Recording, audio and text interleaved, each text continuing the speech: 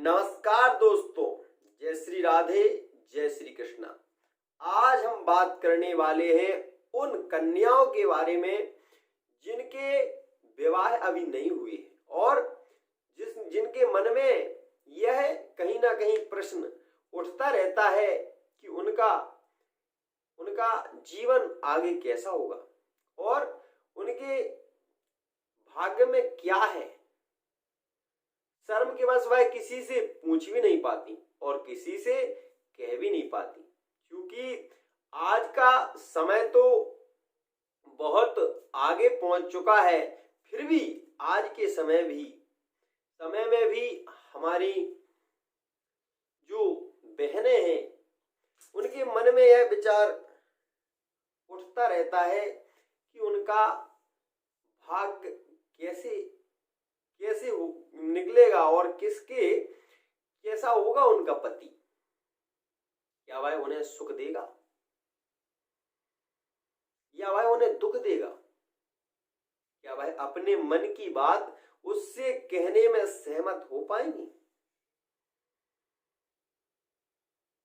कैसा होगा ससुराल? कैसे होंगे उनके सास ससुर? क्या सास अपनी बहू को उसके पिता की तरह रख सकेगी, उसकी माता की तरह स्नेह दे पाएगी? इन्हीं विचारों की एक मन में आस कहीं ना कहीं गूंजती रहती है और उस कन्या के मन में यह आशाएं लगी रहती हैं। वह सोचती रहती है, मन से सोचती है, अनेक प्रकार के विचार भी करती है, लेकिन कहते हैं कि कन्या एक ऐसी मर्यादा में बंधी हुई है कि वह किसी से कुछ कह नहीं सकती। तो उसी पर चर्चा करने के लिए आज हम एक विषय लेकर आए हैं। कुंडली में जिस कन्या की कुंडली में सूर्य बलवान हो,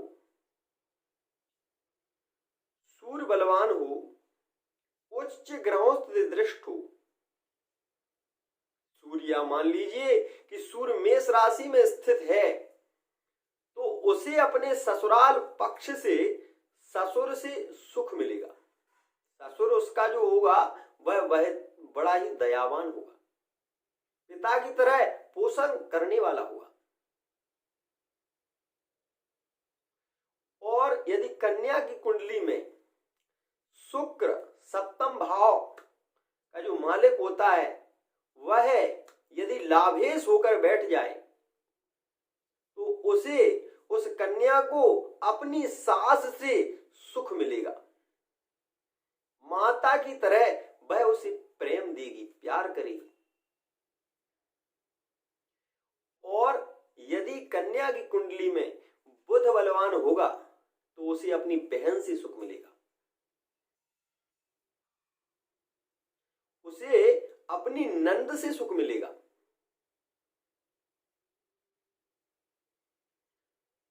और उसका जो पति होगा वह भी सौम्य स्वभाव का होगा, सरल स्वभाव का होगा। वही बात कर ले, यदि राहु की दृष्टि सप्तम भाव पर होगी या राहु सप्तम भाव का मालिक होगा, तो वह कहीं ना कहीं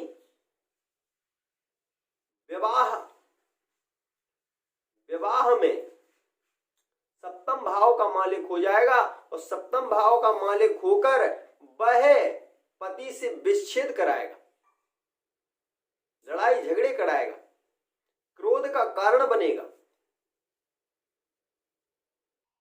ऐसी स्थिति उत्पन्न कर देता है।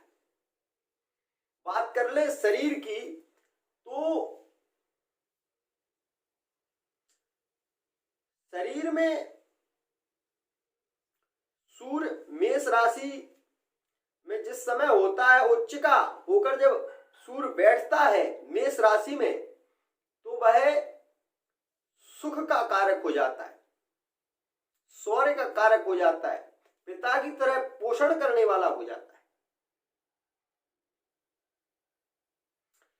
कन्या की कुंडली में यदि चंद्रमा चतुर्थ भाव में स्थित है और चतुर्थ भाव में स्थित होकर यदि कर्क राशि का स्थित है तो उसे माता से इतना प्रेम मिलता है, इतना प्यार मिलता है, सुख मिलता है, वाहन का सुख मिलता है, प्रॉपर्टी का सुख मिलता है, उसे अपने पति से प्यार मिलता है। उसका पति जो होगा वह सौंदर्यवान होगा। किस राशि का होगा उसका पति? जैसे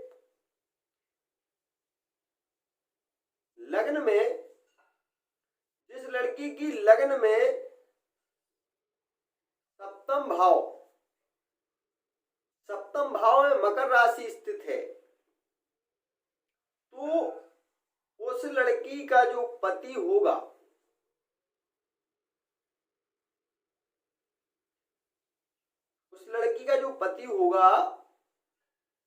वह क्रोधी स्वभाव का होगा, क्योंकि सौम्य राशि है, शुभ राशि है, लेकिन शनि की राशि है मारक भाव में। एक राशि मारक भाव में चली गई, मकर और कुंभ राशि, तो इस कारण से उसका स्वभाव क्रोधी होगा। इसी के साथ वाणी को विराम। जय जय श्री राधेश्याम।